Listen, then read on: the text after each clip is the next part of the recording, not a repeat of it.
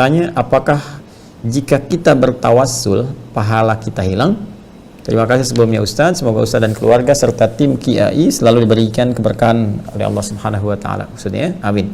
Semoga Allah Subhanahu wa taala senantiasa juga memberkahi Anda, keluarga Anda dan kerabat-kerabat Anda dan memudahkan segala urusan Anda. Ya, dan semoga Allah menyertakan kami dalam kebaikan yang Anda terima. Baik, tentang tawassul. Tawassul itu dalil utamanya ada di Al-Qur'an surah kelima Al-Maidah di ayat ke-35. Ya. Quran surah kelima Al-Maidah di ayat ke-35. Ya, saya tuliskan dulu ya. Teman-teman, Quran surah kelima Al-Maidah. Kita kasih tanda kurung. Nah, ini ya, kita jelaskan supaya nanti tidak ada yang bertanya lagi surah kelima itu surah apa namanya? Ayat ke-35. Ya, di mushaf standar paling kanan sebelah bawah ya. Allah berfirman, ya ayyuhalladzina amanu taqullaha wabtaghu ilaihil wasilah. Ya, jadi saya tuliskan, mohon izin. Ya ayyuhalladzina kan amanu ittaqullaha. Nah, ini kemudian wabtaghu ilaihil wasilah. Nah, ini poinnya. Nah, ini saya garis bawah ya. Ya ayyuhalladzina amanu, hai seluruh orang-orang yang telah menyatakan dirinya beriman kepada Allah Subhanahu wa taala. Hai seluruh orang-orang yang telah menyatakan dirinya beriman kepada Allah Subhanahu wa taala. Ittaqullah, tingkatkan selalu takwa kalian kepada Allah Subhanahu wa taala. Wabtaghu ilaihil wasilah, dan carilah untuk dengan meningkatkan takwa tadi ya. Dan carilah dengan meningkatkan takwa tadi al-wasilah ya, satu wasilah untuk memohonkan kepada Allah guna mengabulkan satu permohonan yang Anda inginkan ya, atau mengharapkan terwujudnya cita-cita yang Anda dambakan. Nah, ini cara untuk mendapatkan sesuatu melalui satu perangkat meningkatkan takwa. Nah, itu perangkatnya disebut dengan apa? Wasilah. Caranya, prosesnya disebut dengan tawassul. Tawassul itu menggunakan satu perangkat dalam rangka untuk memohon kepada Allah Subhanahu wa taala demi terwujudnya satu hal yang kita harapkan ya, atau doa yang kita mohonkan, kita kabulkan ya. Jadi ini prosesnya kemudian jadi satu penamaan disebut dengan tawassul. Nah, tawassul. Nah, jadi tawassul itu kalau kita berbicara hukum jelas kebolehannya. Ya, artinya jelas apa? Jelas kebolehannya. Jadi kalau ada pertanyaan di luar tadi apa yang Anda utarakan, apakah boleh bertawassul? Kita jawab boleh. Apa dalilnya? Dalilnya Quran surah kelima Al-Maidah ayat 35. Bahkan diperintahkan oleh Allah Subhanahu wa taala untuk bertawassul. Jadi mencari wasilah demi terwujudnya satu harapan atau satu impian, bahkan doa yang kita mohonkan kepada Allah Subhanahu wa taala. Hanya persoalannya bagaimana cara mengerjakan tawassul yang dibolehkan itu. Ya, jadi kebolehan ini tidak berhenti di hukum bolehnya, tapi berhenti juga ya dari aspek penunaiannya. Jadi jangan kita batasi boleh, tapi kita tidak meneruskan bagaimana melaksanakannya. Ya, seperti apa implementasinya? Sama dengan bolehkah saya sholat subuh? Boleh di waktu subuh, tapi Anda harus tahu caranya. Jangan sampai caranya tidak sesuai dengan penunaian yang dicontohkan oleh Nabi Shallallahu Alaihi Wasallam atau diisyaratkan oleh Al-Quran. Sholatnya di waktu subuh cuma 3 rakaat, ya salah juga, kan? Karena itu pun ketika Anda ingin menunaikan tawassul, maka bagaimana tawassul yang benar? Nah, oleh Al-Quran diberikan gambaran umum. Yang pertama adalah ittaqullah, tingkatkan takwa kepada Allah. Jadi ternyata pertama teman-teman sekalian, cara efektif untuk menunaikan tawassul ini, menjadikan wasilah untuk bermohon kepada Allah, mengabulkan apa yang kita harapkan, maka tawassul pertama kata Allah gunakan dengan peningkatan takwa ini. Nah, teman-teman sekalian, peningkatan apa? Takwa. Jadi ini yang paling efektif. Allah sendiri yang infokan kepada kita. Sepanjang Anda mampu meningkatkan takwa, mampu tingkatkan takwa. Nah, dengan cara meningkatkan takwa itu, jadikan perantara untuk bermohon kepada Allah. Nah, sedangkan takwa itu, teman-teman sekalian, kalau kita lihat wujudnya, nggak akan pernah kita temukan dalam Al-Quran, kecuali ya pada peningkatan amal soleh kita, yang didasari dengan dasar keimanan kepada Allah. Ini penting poinnya. Jadi, kalau kita ingin mencoba meningkatkan takwa, maka wujudnya terletak kepada amal soleh, ya, yang didasari dengan keimanan kepada Allah. Sehingga orang-orang yang mencoba meningkatkan takwa, orang-orang takwa, ya, jadi kalau orang takwa satu disebut taqi, orang-orang takwa disebut muttaqin atau muttaqun kalau rafa, muttaqin kalau nasab dan jar. Kalimat muttaqin pertama dalam Al-Qur'an di Al-Baqarah ayat kedua. Ya, kemudian implementasinya ayat 3, ayat 4. Hasilnya ayat kelima. Dzalikal kitabu la raiba fi hudal lil muttaqin. Siapa muttaqin? Orang yang mencoba meningkatkan takwa itu. Orang bertakwa itu. Ayat 3-nya, alladzina yu'minuna bil ghaib, iman, yaitu orang-orang yang yakin kepada Allah tanpa ragu, punya dasar iman yang kuat. Karena keyakinan ini dia mencoba meningkatkan amal soleh. Dengan wujud apa? Wa yuqimunas shalah. Kan? Itu wujudnya dengan cara meningkatkan salatnya. Jadi kalau kita turunkan lagi amal solehnya, apa Ustaz amal solehnya? Salat, gitu kan? Nah, ini teman-teman sekalian. Wa mimma razaqnahum yunfiqun, berinfak dengan amalan harta, gitu kan? Nah, ini walladzina yu'minuna bima unzila ilaik, dia Al-Qur'an, interaksi dengan Al-Qur'an. Nah, ini diantaranya. Ya, jadi kalau kita ingin mencoba bertawasul, kata Al-Qur'an, coba gunakan tawasul itu yang pertama yang paling efektif dengan meningkatkan takwa. Bagaimana meningkatkan takwa ini? Pertama, yakin dulu kepada Allah, jangan pernah ragu. Ya, jadi kuatkan pada jiwa kita keyakinan paripurna terhadap Allah Subhanahu wa taala dengan segala janjinya, dengan segala perintahnya kita kerjakan dengan baik. Setelah muncul keyakinan itu tanpa ragu sedikit pun, maka kita implementasikan keimanan itu dengan amal soleh. Karena itu sering saya katakan, kata iman di dalam Al-Quran seringkali disertai dengan amal soleh. Baik bentuk namanya langsung amal soleh, atau jama' amilus salihat, atau bahkan langsung bentuknya, ya, langsung implementasi amalnya. Seperti Quran surah ke-103, wal 'asr innal insana lafi khusr illa alladziina amanu. Nama umumnya wa amilus shalihat. Sekarang implementasinya apa? Bentuk amal soleh tadi, amilus shalihatnya. Ini di Al-Baqarah ayat 3 dijelaskan, ya, wa yuqimunas shalah, setelah alladziina yu'minuna bil ghaib wa yuqimunas shalah. Salat yang ditunaikan dengan iman, bukan salat biasa. Karena itu saya katakan dasarnya iman. Ya, dasarnya apa? Iman. Karena itu ketika Anda ingin bertawasul, karena Anda ingin punya permohonan, misal saya menginginkan ya Allah bahwa besok ujian saya lancar, ujian saya baik ya Allah. Saya menginginkan ya Allah lahirnya anak-anak yang saleh, yang baik. Saya menginginkan ya Allah pekerjaan yang halal, yang Kau ridhai dan sebagainya. Anda ingin bermohon dan pengen cepat dikabulkan, pengen bertawasul. Maka bagaimana caranya? Anda bisa pilih di antara amal soleh. Kata Allah, coba mulai dengan tingkatkan salat. Ya, bangun misalnya. Ya, karena kalimat as-salah di sana wa yuqimunas shalah, as-salahnya kan menggunakan alif, lam, shad, lam, wawu, ya, kemudian ada fathah tegak di atasnya, tak marhutah, seperti ini. Ya, seperti ini teman-teman sekalian. Kan? Ini bentuk ini bukan sekedar mencakup bentuk yang fardu. Ya, biasanya kalau menyebutkan bentuk fardu spesifik itu ada di Quran surah kedua, contohnya Al-Baqarah ayat 238 dengan bentuk jama. Hafidhu 'alas salawat. Hafidhu 'alas salawati was salatil wusta wa qumu lillahi qanitin. Hafidhu 'alas salawat. Jaga oleh kalian waktu-waktu salat yang fardu itu, terutama salat-salat pertengahan, dan tunaikan dengan penuh kekhusyuan kepada Allah Subhanahu wa taala. Saling menjaga, saling ingatkan. Tapi kalau bentuknya seperti ini bentuknya, ya, itu bentuk yang mencakup bahkan lebih daripada yang fardu. Ya, jadi bisa mencakup sunnahnya, tahajudnya, duhanya, ya, syuruknya, salat mutlaknya. Jadi dalam setiap keadaan, walaupun belum masuk nih hikmahnya, walaupun belum masuk salat fardu, Anda punya keinginan atau hajat tertentu, silahkan Anda tunaikan. Misalnya dalam waktu duha, salat duha, ya kan? Atau dalam waktu yang sifatnya umum, misalnya sore nih, pada asar gak ada salat spesifik, Anda datang ke masjid, wudhu misalnya, tahiyatul masjid. Niatkan kepada Allah, minta dengan benar. Ya, dan ingat cara menunaikan salatnya bukan salat biasa, salat yang didasari dengan dasar keimanan yang kuat kepada Allah Subhanahu wa taala. Ini beda antara orang salat dengan iman dengan orang salat yang kurang iman, akan lain. Akan terlihat bagaimana konsentrasi dia, khusyuk dia, ya, bagaimana ketika salat apa yang dia baca, kan? Bagaimana keadaan dia. Kadang-kadang kita mengucapkan takbir tapi pikirannya kemana-mana, gitu kan? Kadang-kadang kita ruku tapi mikirnya udah lupa dengan rakaatnya. Ya, itu menunjukkan bahwa ada dasar iman yang kurang kuat, ya, yang memberikan kekuatan kepada diri kita dalam menunaikan sholat. Nah, ketika imannya semakin kuat, semakin mantap, kan? Nah, maka ini akan berpengaruh kepada tingkat kekhusyuan. Karena itu dibangun kekuatan dulu sebelum menunaikan sholat. Bangun kedekatan kepada Allah Subhanahu wa taala, berwudu yang sempurna, kan? Tingkatkan kekuatan keyakinan, hadirkan kekuatan pada diri kita yang meyakini bahwa Allah akan mengabulkan segala hal yang kita mohonkan sepanjang baik. Allah pemberi solusi, kemudian kepasrahan tingkat tinggi di dalamnya. Begitu kita kemudian menunaikan sholat akan terlihat suasana kekhusyuan, kenikmatan, kedamaian. Lantas kemudian Kita mohonkan dalam sholat kita kepada Allah seperti Allah kemudian pernah sampaikan kepada kita, berjanji mengabulkan apa yang kita minta sepanjang sholatnya benar.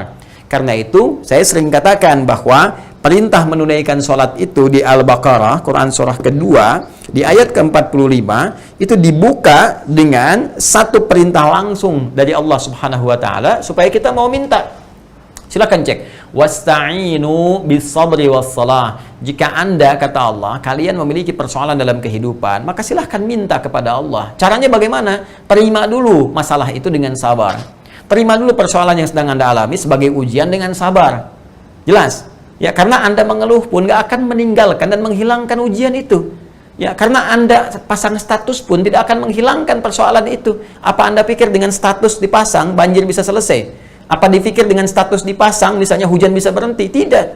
Ya, terima dulu sebagai ujian bagi Anda karena Allah tidak mungkin menguji kalau kita tidak sanggup menjalaninya.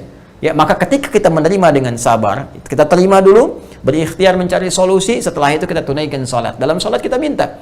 Makanya ketika Allah perintahkan ya, wasta'inu, ya, cepat kalian minta tolong kepada Allah, minta solusi kepada Allah dari persoalan yang kau alami bis sabri, terima dengan sabar, wassalah, saat salat minta. Karena itu kalimat wasta'inu yang menjadi bentuk perintah, wasta'inu ini, maka di dalam salat ini diajarkan oleh Allah langsung kepada Rasulullah SAW, dirubah ke dalam bentuk permintaan kita. Ini yang tadinya fi'il amr, bentuk perintah, dirubah kepada bentuk mudhari' dalam wujud permintaan, permohonan. Nih. Gimana permohonannya? Ayat kelima di Al-Fatihah. Ya, dan kita baca 17 kali dalam sehari. Iyyaka na'budu wa iyyaka nasta'in. Iyyaka nasta'in. Bentuk perintah kita rubah menjadi bentuk permohonan. Nasta'in. Nasta'in. Ya, iyyaka na'budu, kepada Engkau lah Allah Subhanahu wa Ta'ala, ya Allah, kami menyembah, hanya Engkau saja yang disembah, yang lain tidak kami sembah, ya kan? Wa iyyaka nasta'in. Dan sekarang ya Allah, ya kami meyakini ya Allah, hanya Engkau pemberi solusi, hanya Engkau yang mampu menyelesaikan segalanya. Kami sedang punya masalah ya Allah. Kami mohon kepadamu ya Rabb, mohon berikan kami pertolongan, berikan kami solusi. Anda tahu teman-teman sekalian, di titik ini kalau kita mengerjakan sholat dengan benar, dari awal wudunya benar, cara takbirnya benar, ya kan? Sampai bacaan iftitah, Al-Fatihahnya benar, sampai kalimat ini, perhatikan hadis qudsinya. Ya, di sini Allah menjawab, hadza baini wa baina abdi, wali abdi ma sa'al. Ini perjanjian antara aku dengan hambaku. Apapun yang ia minta, sepanjang benar permintaannya, aku akan kabulkan. Baru di titik ini. Ya, belum ketika dia rukuk, belum ketika dia sujud, dia bisa mohon dalam sujudnya. Ya, dengan hatinya dia ucapkan subhana rabbiyal a'la, subhana rabbiyal a'la wa bihamdi, subhanakallahumma bihamdika, Allahumma ighfirli. Ya, setelah itu dia mohon. Ya, itu kalimat pembuka teman-teman. Nanti lihat lagi fikih salat yang kita pelajari bersama. Insya Allah nanti ada serial yang kita siapkan. Ya, dari awal sehingga lebih terstruktur kembali, lebih sistematis ya, dari awal sampai dengan akhirnya. Di antara pembahasan yang telah kita uraikan di beberapa tempat yang telah kita sampaikan dalam ta'lim kita, ya teman-teman, saat sujud itu kata Nabi aksir doa. Ya, innama aqrabul abdi ya min rabbihi wa huwa sajidun. Keadaan terdekat antara seorang hamba dengan Rabbnya, dengan Allah adalah saat sujud. Fa'aktsirud doa. Kata Nabi, maka perbanyak doa dalam sujud itu. Maka mohon kita kepada Allah Subhanahu wa Ta'ala dengan bahasa hati kita. Boleh minta kepada Allah dengan suara hati kita. Dilafadzkan bila sesuai lafadznya dengan petunjuk Nabi sallallahu alaihi wasallam, doa-doa dari Nabi, ya, yang sekiranya kita ada permohonan spesifik yang kita alami saat ini, di hati kita sampaikan. Ya Allah, anugerahkan kekuatan untuk menghadapi ujian ini ya Allah, sabarkan diri hamba, berikan kekuatan pada suami hamba untuk berubah, berikan kekuatan pada istri hamba untuk berubah, ya Allah, lancarkan pekerjaan saya ya Allah, hilangkan semua wabah pandemi ini, dan seterusnya. Ya, dan seterusnya. Jadi, mohonkan kepada Allah Subhanahu wa Ta'ala. Bahkan ada satu titik di mana Allah menyentuh iman kita. Ya, seakan-akan ingin menguatkan, "Hei, apa dengan segala janjiku kamu belum yakin juga? Di mana imanmu?" Ya, maka di ayat 153 di surah Al-Baqarah, ini kan Quran surah kedua Al-Baqarah, ayat 45, kalimat pembukanya kan wasta'inu. Di ayat 153, ya, paling kanan sebelah bawah, itu Quran surah kedua Al-Baqarah, ayat 153, itu kalimat imannya langsung ditegaskan, ya ayyuhalladzina amanu. Hei, orang-orang yang telah menyatakan dirinya beriman. Hei, kamu yang punya iman, ya iman itu yakin tanpa ragu, kan? Aku sudah perintahkan wasta'inu sebelumnya nih, wasta'inu bis-sabri was-salah. Kamu nggak yakin juga, di mana imanmu? Karena itu kata Allah, ya ayyuhalladzina amanu ista'inu bis-sabri was-salah. Ya sekarang aku sentuh imanmu. Apa kau masih punya iman atau enggak? Yakin atau enggak? Ya ini persoalannya keyakinan teman-teman sekalian. Jadi kalau kita yakin kepada Allah dan ingin bertawasul dengan amal soleh kita, mesti punya keyakinan. Ya makanya di Quran itu sering disampaikan dengan kalimat iman.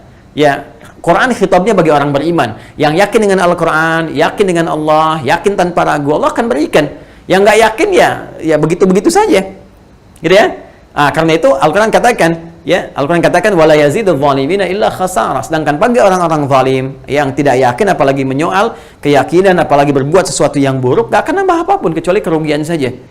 Karena itu kembali ke sini, jika Anda ingin kemudian memohon kepada Allah dengan tawassul, maka yang paling tinggi tingkatnya dengan menunaikan amal saleh, dengan meningkatkan takwa kepada Allah Subhanahu wa taala. Nah, salat ini yang paling pokok karena salat ini bisa dikerjakan oleh siapapun yang beriman. Ya, mau dia kaya, mau cukup, mau hartanya kemudian sedang merasakan sulit dan sebagainya, karena sholat tidak mengeluarkan biaya. Sholat dikerjakan dalam keadaan apapun. Karena itu, sholat menjadi amalan yang kemudian terwariskan dari nabi-nabi sebelum Nabi Muhammad SAW, bahkan untuk dikerjakan kepada Allah demi bertawasul untuk mendapatkan satu amalan-amalan atau keharapan-harapan tertentu. Contoh paling gampang gimana Ustaz? Di Al-Quran ada enggak? Ada. Di surah apa? Ali Imran, surah ketiga. Ya. Di ayat berapa? 38 sampai 39. Ya. Tawasulnya menggunakan sholat. Betul, sholat. Untuk mendapatkan apa? Permohonan kepada Allah supaya mendapatkan keturunan. Ya. Siapa yang mengerjakan Ustadz? Nabi Zakaria. Ya. Bagaimana kisahnya Ustadz? Kita lihat dalam Al-Quran bagaimana Allah menyampaikan kepada kita. Ya hunalika da'a Zakaria rabbah. Di mihrab itulah kemudian Nabi Zakaria bermohon kepada Allah Subhanahu wa taala, berdoa. Ya, dan doa ini dikerjakan dalam salatnya. Dari mana taunya Ustaz? Nanti kita lihat ya 39. Ya, apa doanya di sini? Beliau berdoa kepada Allah, qala rabbi habli min ladunka dzurriyyatan thayyibah innaka sami'ud du'a. Qala rabbi habli, ya Allah anugerahkan kepadaku karena engkau pemberi yang tak punya batas. Sifat Allah yang memberi tanpa batas. Allah punya nama namanya Wahhab. Wahhab itu pemberi tanpa batas. Kalau kita ingin minta dengan nama ini, dengan sifat ini, kita katakan hab. Untuk kita habli, kalau banyak hablana. Rabbana hablana min azwajina wa dhurriyyatina qurrata a'yun. Hab. Ya, kenapa minta dengan al-asmaul husna ya Ustaz? Karena Allah mengajarkan langsung. Buka lagi Quran surah ke-17 misalnya. Ya dari ayat 110-nya ketika Allah mengatakan qul ud'ullaha aw ud'ur rahman ayyamma tad'u falahul asmaul husna.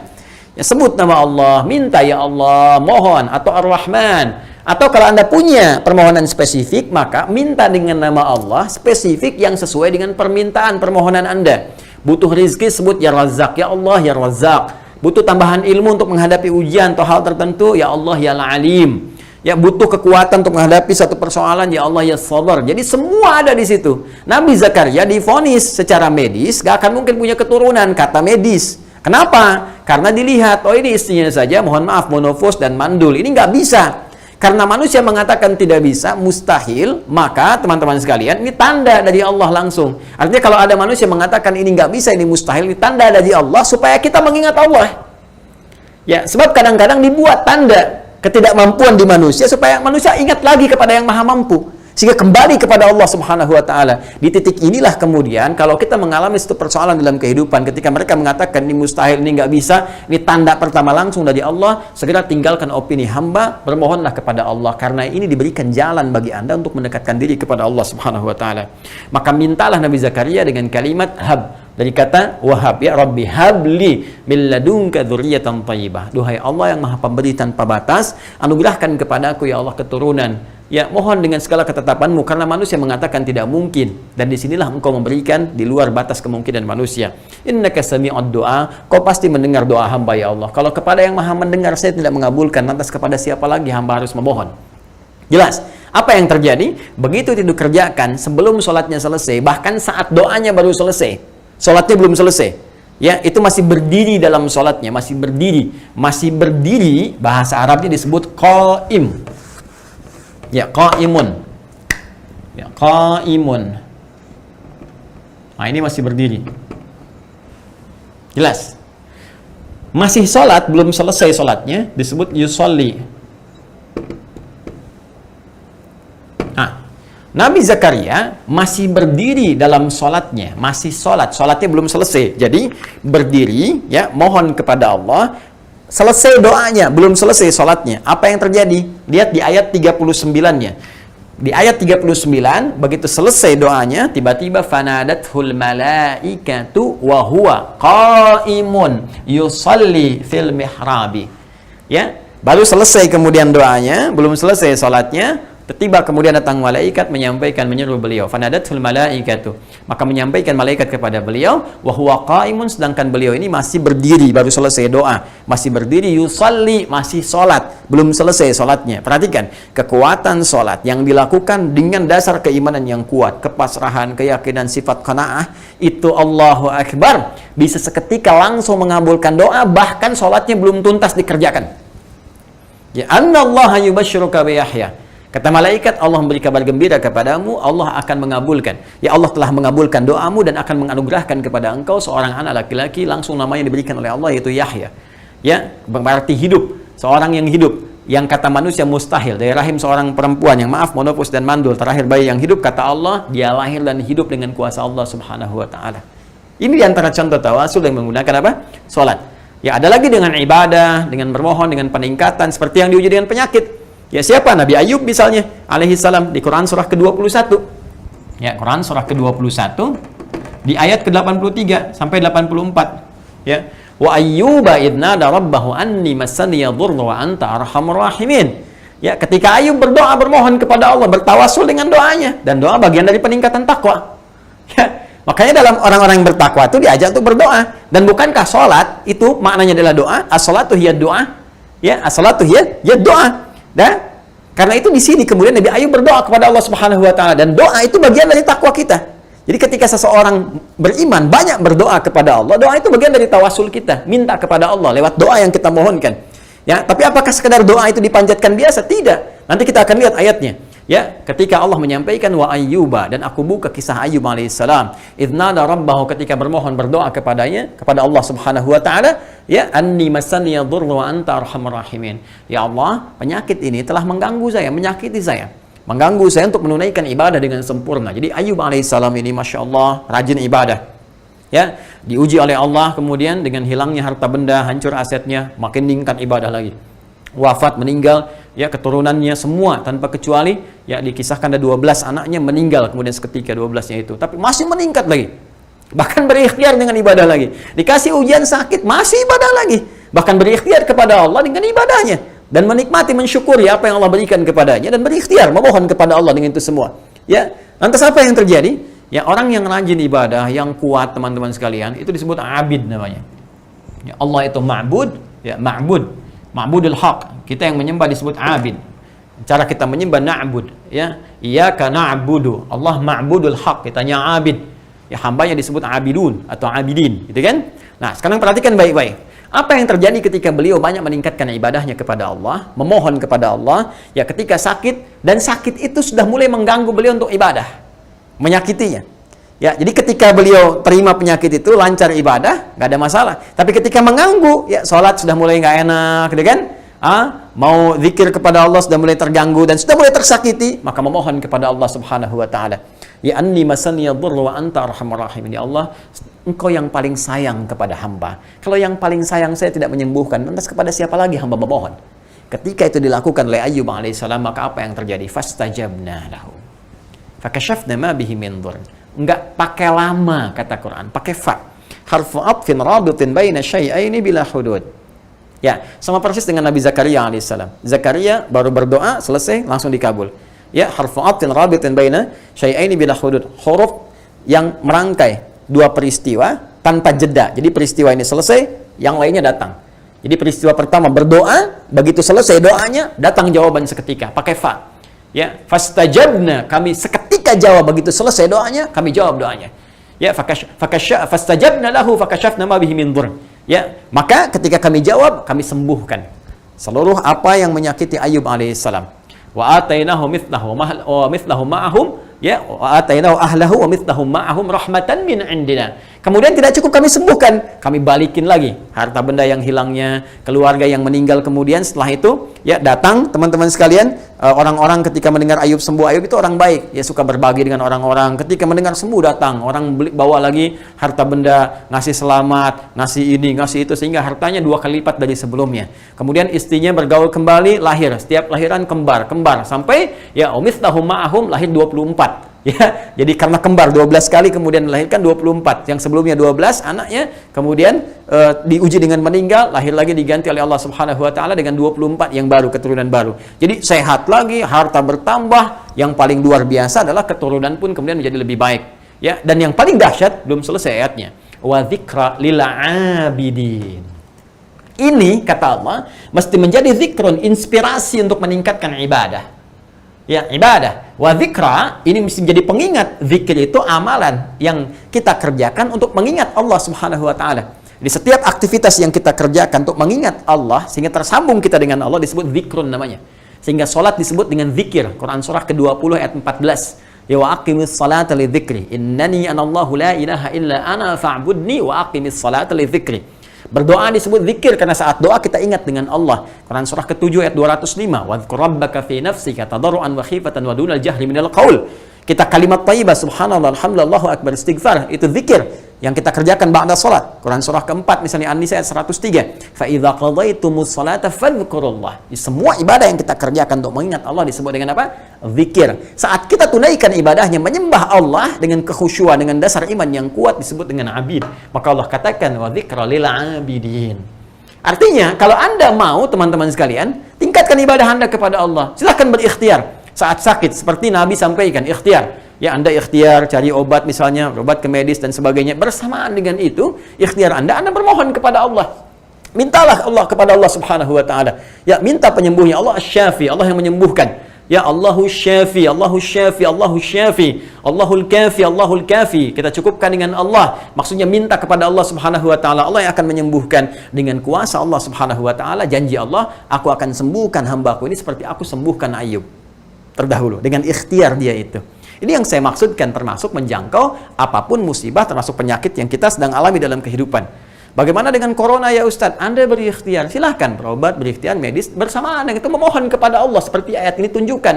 Makanya saya katakan ini ayat yang syumuliyah, komprehensif, menuntut kepada kita dan menuntut kita untuk kembali kepada Allah, memohon dengan penuh kebaikan. Ya, tapi hanya bagi orang yang beriman. Jadi kalau Anda beriman, alhamdulillah. Kalau nggak beriman, artinya nggak yakin, ya terserah Anda. Bukan berarti Qurannya bohong, Andanya yang tidak yakin. Suneo. Ya, Suneo ada udah hijrah. Masa Anda bikin status yang tidak-tidak? Ya, jadi persoalan ini persoalan iman. Jelas ya? Baik teman-teman sekalian. Nah, jadi kalau ada orang-orang yang tidak yakin dengan Al-Quran, yaitu urusan masing-masing, karena Allah pun menyampaikan Quran surah 17 ayat 82. Wa nunazzilu minal Qur'ani ma huwa syifaa'un wa rahmatul lil mu'minin. Dan kami turunkan dari Al-Quran petunjuk-petunjuk untuk memohon wasilah kepada Allah supaya mendapat kesembuhan dari penyakit atau hal-hal yang lainnya, dengan tetap Anda berikhtiar. Silahkan Anda berikhtiar, nanti Allah kirimkan hal-hal yang terbaik, dan ikhtiar salah satunya menggunakan ikhtiar ibadah. Tapi bagi yang yakin, wala yazidul zalimina illa khasara, dan tidak akan menambah kepada orang-orang zalim, orang-orang yang menyimpang, orang-orang tidak punya niat baik, kecuali apa? Kecuali kerugian saja. Nah, ini teman-teman sekalian ikhtiar menggunakan amal soleh, misalnya contohnya salat. Bisa dengan infak, bisa ya. Seperti banyak ini para ulama juga, Syekh Nawawi Al-Bantani itu di antara keberkahan ilmunya, beliau seringkali berinfak sebelum mengikuti ta'lim. Dan itu dahsyatnya luar biasa. Jadi sebelum ikut ke majelis gurunya infak, dan beliau niatkan salah satu kemuliaan akhlaknya adalah, ya Allah, dengan infak ini aku mohon keberkahan ilmu dan tolong tutupi aku dari aib guruku. Nah, jadi ini menarik nih. Jadi gak ingin kenal aib gurunya. Ya, ini Masya Allah berkah ini ilmunya nih. Jadi begitu mau ke majelis gurunya, infak, dan minta kepada Allah untuk menutupi aib gurunya, supaya tidak sibuk mencari aib. Nah ini adab nih, ini adab yang sangat luar biasa. Ya, ini kadang-kadang penuntut ilmu kekinian nih, ada yang perlu kita introspeksi. Ini belum apa-apa udah gunjing gurunya. Ya, kemana sih? Talim siapa? Saadi Hidayat. Bid'ah tuh. Oh, bid'ah. Ya Allah. Dia belum aja Anda belajar udah menyebut sesuatu yang kurang pantas, ya nggak mungkin dapat feedback ilmu yang bisa meresap ke dalam jiwa, itu mustahil. Ya karena itu ada sesuatu yang penting kita jaga, karena manusia nggak lepas dari kesalahan, termasuk seorang Adi Hidayat misalnya, atau ustaz-ustaz yang lainnya, pasti ada titik di mana dia berbuat salah. yang dengan kesalahan itu memperbaiki. Boleh jadi Allah titipkan langsung di lisannya, padahal mungkin pikirannya merasa benar, tapi tiba-tiba terlintas di kalimatnya misalnya keliru, ya. Dan yang dia inginkan sebenarnya bukan itu. Ya bisa jadi terjadi demikian karena ada lompatan pemikiran, tapi di lisan mengikuti misalnya bisa terlampau lambat atau bahkan lebih cepat. Itu bisa terjadi. Dan kadang-kadang Allah ingatkan lewat peristiwa itu supaya memperbaiki diri. Oh ini nih kamu nih kecepatan. Nih kamu nih lupa karena sedang mikir ini, nyampaikan ini. Bisa jadi kejadian demikian. Tapi yang terbaik bagi seorang murid adalah mengambil faedah dari ilmu tanpa harus menyoal keburukan-keburukan manusia. Ini poinnya. Ya. Ada lagi lewat yang kumpulan-kumpulan populer amal soleh lain. Yang penting amal soleh. Ya. Pernah nggak kalau Anda baca di Al-Bukhari itu panjang sekali kisahnya tentang 3 orang yang terjebak ya di dalam satu gua, kan populer sekali, viral lah. Viral, udah di like sebanyak orang, di share oleh Imam Al-Bukhari dan di komen oleh para pensyarah hadis ya, like, share and comment. Nah, ini tentang 3 orang yang sedang berjalan ya menuju satu titik bersamaan, hujan terus berlindung di satu gua. Nah, tiba-tiba ketika masuk gua menggelinding satu batu besar nutup kan. Nah, mereka ingin keluar, dorong-dorong nggak mampu, nggak kuat, gitu kan? Nyari Bang Jago nggak ada, gitu kan? Apa yang mereka lakukan? Nah, akhirnya ya mereka bersepakat. Ada salah satu orang yang cukup soleh di antara mereka, dia mengatakan kepada kawannya, ini nggak ada nih usaha kita di sini dengan ikhtiar fisik kita. Kembalikan kepada yang maha kuat. Maka mereka minta kepada Allah dengan amalan mereka. Ya, satu mengatakan, ya Allah, aku selama ini mempunyai karyawan banyak, gitu kan, dalam satu usaha. Tiba-tiba kemudian waktu gajian satu karyawanku nggak ada. Lalu setelah itu, ya, karena dia belum datang, aku simpankan uangnya. Terus dia sehari, 2 hari, 3 hari nggak datang, makanan nggak datang. Aku khawatir nilainya berkurang dari uang ini. Ya, nggak sama dengan ketika dia datang. Maka aku kemudian jadikan uang ini, dibelikan kambing. Setelah itu aku rawat dengan baik si kambing ini sehingga menjadi banyak, jadi banyak, jadi banyak. Setelah beberapa masa dia datang, kambingnya jadi banyak, dia menagih upahnya. Dia katakan, Tuan, saya mau ngambil upah saya dulu, saya nggak ambil. Maka tuannya berkata, ini upah kamu semua nih. Dia berkata, oh kamu bercanda, katanya. Ya, kamu bercanda gitu kan, kamu sedang bercanda dengan saya. Kata tuannya, tidak. Dulu waktu kamu datang, uang kamu itu nggak mau kamu ambil, kamu tidak ada, kamu pergi, saya belikan kambing supaya nilainya tidak berkurang. Sekarang kambingnya jadi banyak, dia punya kamu semua. Maka dia gembira sekali, dia bawa kambingnya ya tanpa menyisakan tuku satu pun. Ya, dan dia berkata dengan gembiranya, dia pergi gitu kan, dia bawa semuanya itu. Maka aku ridha dengan semua itu. Jika memang yang aku kerjakan ini ya Allah, di sisimu punya nilai di hadapun ya Allah sebagai amalan terbaik yang pernah aku kerjakan, mohon dengan itu keluarkan kami dari kungkungan batu ini. Dia bertawasul, mohon dengan amalan tadi, keluarkan kami dari batu ini. Begitu kemudian didorong, ya ada ikhtiarnya juga, ya. Jadi ada ikhtiar, begitu didorong lagi, tiba-tiba bergeser. Tapi mereka belum bisa keluar. Yang tadi nggak kuat, kemudian ikhtiar tadi didorong karena tawasul, bergeser. Nah, terus ada yang lagi berkata dengan ikhtiar berbuat baik kepada ibunya. Ternyata Masya Allah berbuat baik pada ibu ini, itu melahirkan feedback kepada kita. Kemudahan, pembebasan dari kesulitan dan sebagainya. Ya Allah, aku punya seorang ibu, aku berikan yang terbaik pelayanan kepadanya. Sampai nggak pernah kemudian aku minum susu sebelum ibuku minum. Makanan di rumah dimakan setelah ibu duluan. Sampai satu ketika aku pulang kemudian dari hutan, ya mencari satu hal kebutuhan, ya tiba kemudian aku dapatkan ibuku sudah tidur. Lalu dia belum minum susunya. Maka ya Allah, aku pegang dan Kau maha menyaksikan. Aku pegang nampan susu itu ya di samping ibuku sampai dia bangun. Ya, dan kemudian setelah itu ketika bangun aku minumkan kepada beliau, baru di situ pun kami makan dan minum pada saat itu. Dan aku tidak pernah mengatakan kepada ibuku bahwa aku telah memegang nampan itu dari sejak tidur sampai bangun. Berapa jam itu? Ya, kalau itu menjadi pengabdian terbaik untuk ibuku dan bernilai di hadapan-Mu ya Allah sebagai amal soleh, mohon bebaskan kami dari kungkungan batu ini. Maka dia naik, dia dorong, bergeser lagi. Dan yang terakhir, ya seorang juga berkata kepada Allah, bermohon dia dalam doanya, ya Allah, dulu aku seorang rentenir yang menerapkan riba yang sangat luar biasa dan aku jatuh cinta dengan seorang keponakanku perempuan. Ya, maka setelah itu terjadi peristiwa bapaknya minjam kepada aku dan utang yang cukup besar, si anak minta dibebaskan.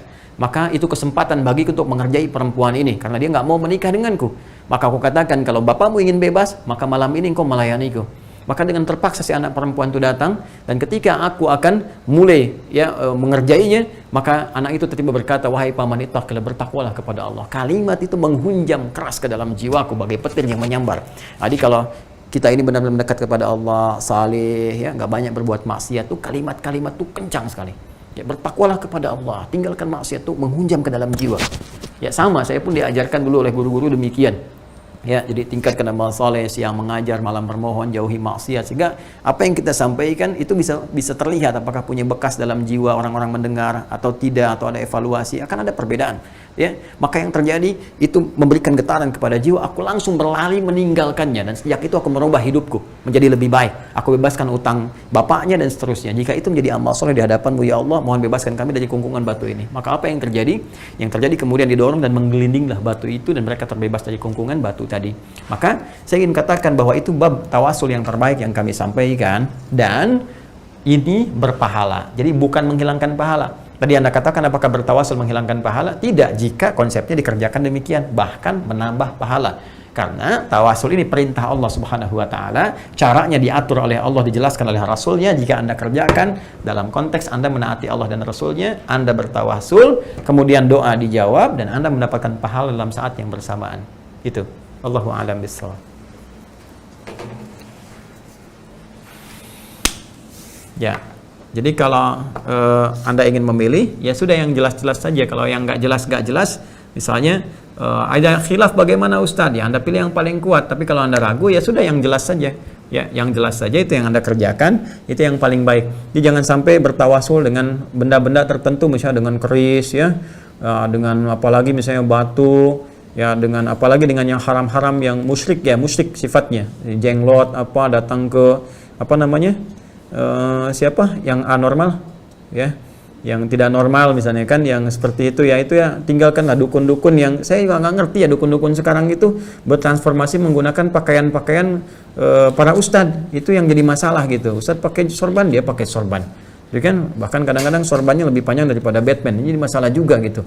Ya, dia pakai, ustadz pakai jubah, dia pakai jubah. Ntar besok ustadz pakai helm, dia pakai helm juga gitu kan. Nah ini apa namanya yang harus diperbaiki. Ya hati-hatilah. Kalau udah jelas dukun, tinggalkan. Ya, dukun apapun namanya. Ya, mau paranormal, mau penerawang, mau orang pintar, mau macam-macam, ya tinggalkan. Tinggalkan hal seperti itu, dan itu perbuatan syirik yang sangat tidak disukai oleh Allah Subhanahu wa taala.